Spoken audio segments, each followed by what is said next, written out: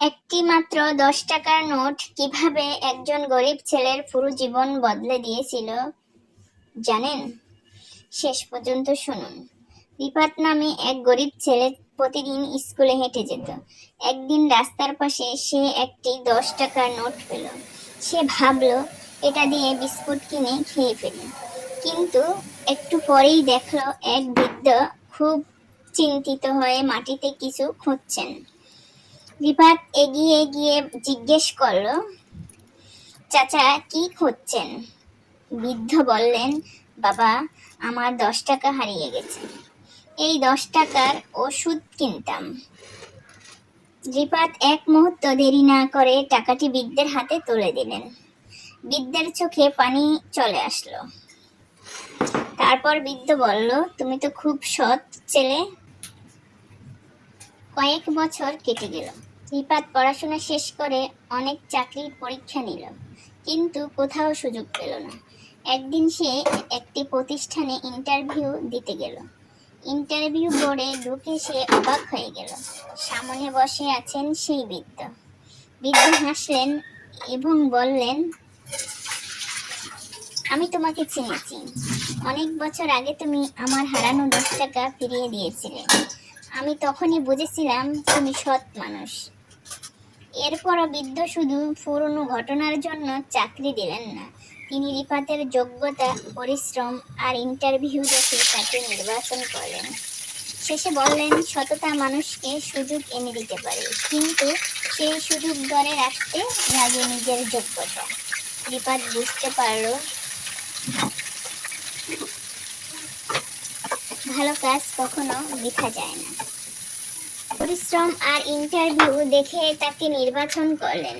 শেষে বললেন, সততা মানুষকে সুযোগ এনে দিতে পারে, কিন্তু সেই সুযোগ ধরে রাখতে লাগে নিজের যোগ্যতা। রিফাত বুঝতে পারল, ভালো কাজ কখনো বৃথা যায় না। শিক্ষা, সৎ কাজের ফল সবসময় সঙ্গে সঙ্গে পাওয়া যায় না, কিন্তু ভালো চরিত্র আর নিজের যোগ্যতা একদিন অবশ্যই মানুষকে সামনে এগিয়ে দেয়।